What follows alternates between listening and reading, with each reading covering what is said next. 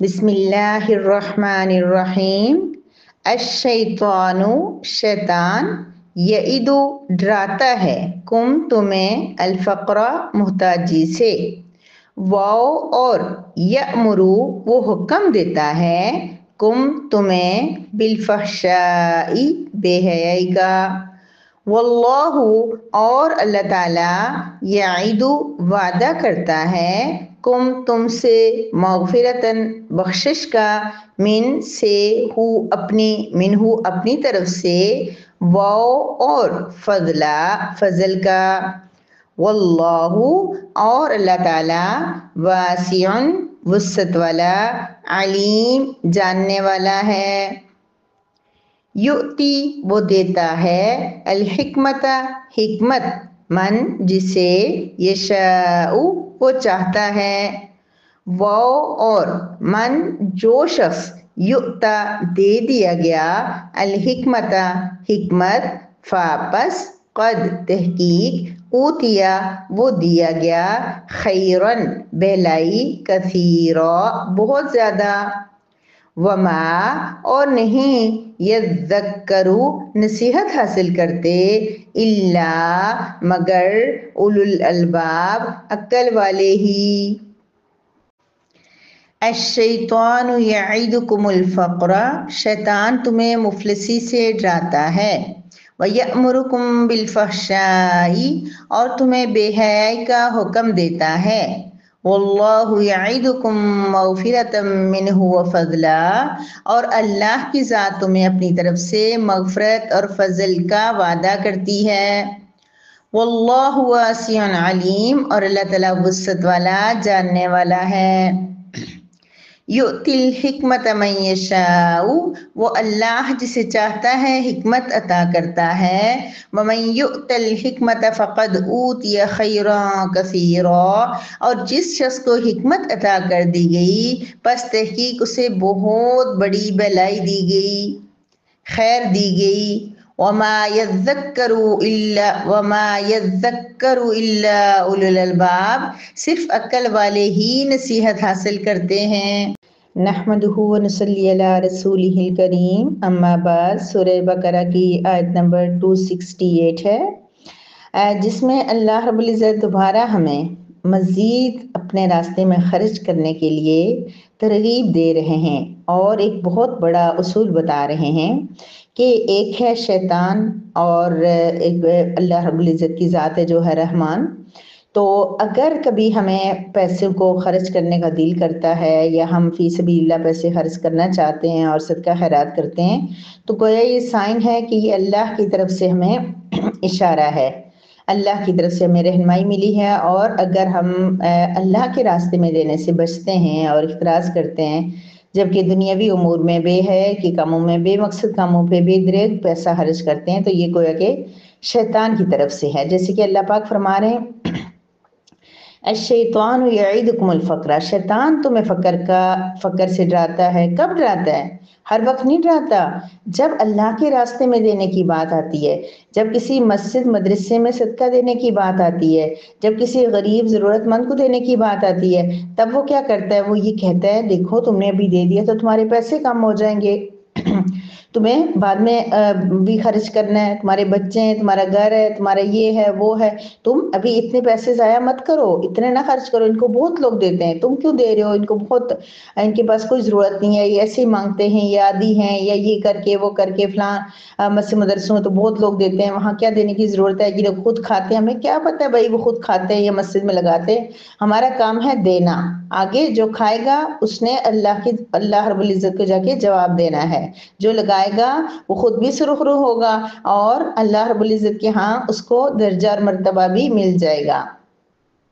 پھر یامرکم بالفحشاء بے حیائی کا حکم دیتا ہے، کیا مطلب؟ ایک تو فقر اور بے حیائی کیا تعلق ہے؟ یعنی کہ جو بے مقصد کام ہوتے ہیں، جو بے حیائی کے کام ہوتے ہیں، جیسے کیبل ڈش انٹینا ایسی چیزیں، سینما موویز، موبائل میں بھی یہ جو ٹک ٹاک وغیرہ اور اس طرح کی چیزیں آتی ہیں، یا نیٹ لے کے اس پہ بے حیائی اور بری چیزوں پہ کام، فحشاء کا لفظ اللہ پاک نے استعمال فرمایا نا، اس کو ایکسپلین کرنے کی کوشش کر رہی ہوں کہ ہر وہ کام جو بے حیائی کے زمرے آتا ہے، جس میں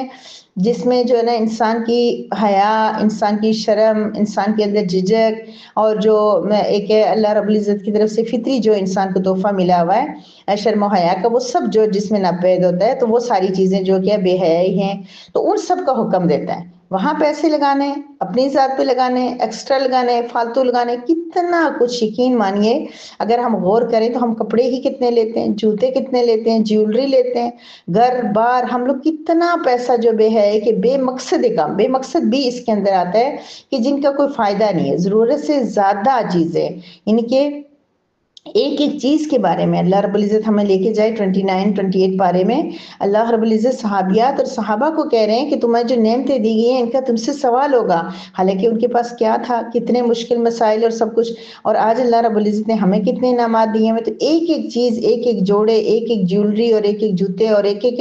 چیز کے بارے میں، ایک ایک برتن، اور جو ہم نے فالتو چیزیں رکھی ان سب کے بارے میں بھی ہم سے سوال ہوگا۔ تو بہرحال شیطان ہمیں بے حیائی کا حکم کرتا ہے۔ اللہ پاک اس کا، اللہ پاک مغفرت کا، اللہ پاک بتا رہے ہیں کہ اگر میرے راستے میں خرچ کرو گے تو تمہیں اس کے بدلے میں مغفرت ملے گی، فضل ملے گا۔ فضل جو ہے نا رزق کو بھی کہتے ہیں، یعنی رزق تم اللہ کے راستے میں دو گے، مال پیسہ دو گے تو تمہیں واپس ملے گا۔ تو اللہ ہمیں بتاتا ہے کہ ایک تو فائدہ بھی حاصل ہوگا، اور پھر فضل بھی مل جائے گا، مال بھی واپس ملے گا، ایک خرچ کرو گے 10 مل جائے گا، ایک خرچ کرو گے 700 گنا تک مل جائے گا۔ واللہ واسع علیم، کیونکہ اللہ تو وسعت والا ہے، اس کی کوئی محدود سی چیزیں نہیں ہیں جیسے ہماری ہیں، 2 نہیں تو 4 دے دو، 4 6 نہیں، اللہ پاک وسیع ہیں، بہت وسعت والے، علیم بھی ہیں، ان کو پتہ ہے کس کو کب کتنا دینا ہے۔ تو اللہ رب العزت اس آیت مبارکہ میں ہمیں یہ کہتے ہیں کہ ہمیں کیا ہے کہ اللہ کے راستے میں اچھی اچھی جگہوں پہ خرچ کرنا ہوگا، اور اس کے بارے میں ہمیں اللہ رب العزت کی طرف سے رہنمائی بھی ملتی ہے، گائیڈ لائن بھی ملتی ہے، اف اگر ہم اس کو حاصل کرنا چاہیں۔ لیکن اگر جو ہے دوسرا شیطان،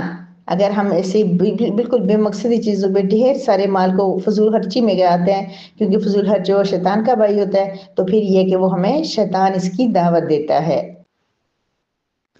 سورہ بقرہ کی آیت نمبر 269 ہے، جس میں اللہ رب العزت اب خرچ کرنے سے لے کے نئی ایک بات شروع فرما رہے ہیں۔ اللہ پاک فرما رہے ہیں کہ اللہ پاک جسے چاہتے ہیں حکمت عطا کرتے ہیں۔ اب معیشہ کے بارے میں تو آپ کو میں بار بار ایکسپلین کر چکی ہوں کہ اللہ پاک چاہتے تو ہیں،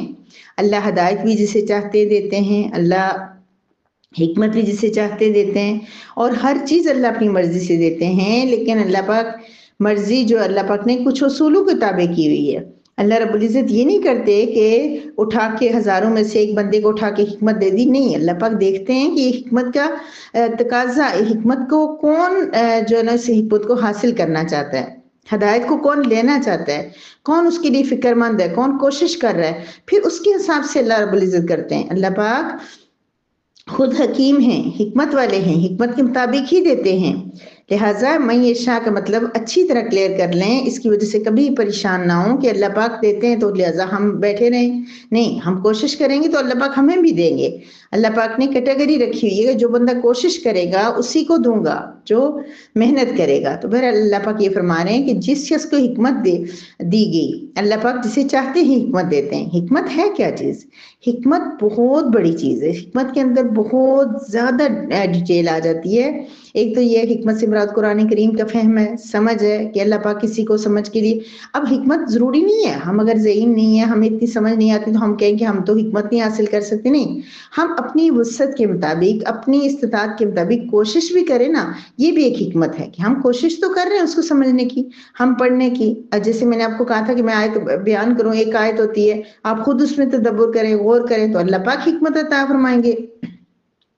پھر حکمت یہ ہے، یہ یہاں جو آیت مبارکہ سے پہلے انفاق کے بارے میں مسلسل آ رہی ہیں، تو یہاں حکمت کا یہ اس کے ساتھ تعلق ہے کہ وہ عقل مند انسان ہوتا ہے، حکمت والا ہوتا ہے، جس کو پتا ہوتا ہے پیسہ کب کہاں کتنا خرچ کرنا ہے،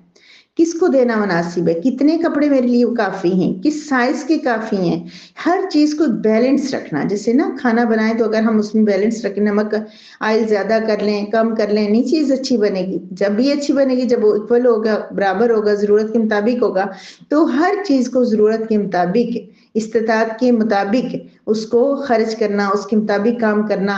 اور ہر چیز کو اس کی جگہ پہ رکھنا۔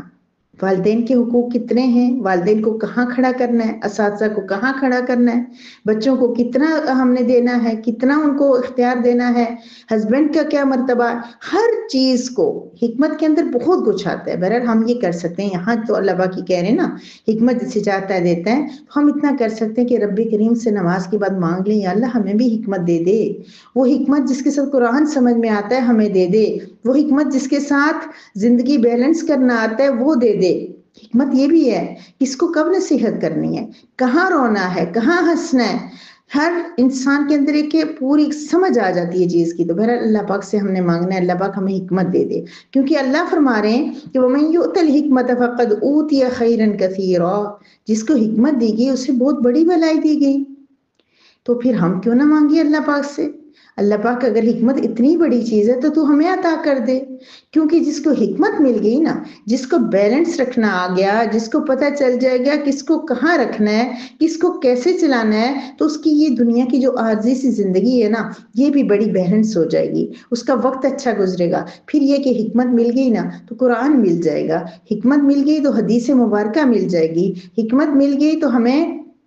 اچھے اچھے اخبار، کیونکہ یہ دیکھیں وما یذکر الا اولو الالباب، اللہ پاک خود فرما رہے ہیں نصیحت نہیں حاصل کرتے مگر عقل والے، یعنی عقل والے ہی نصیحت حاصل کرتے ہیں۔ کیا مطلب؟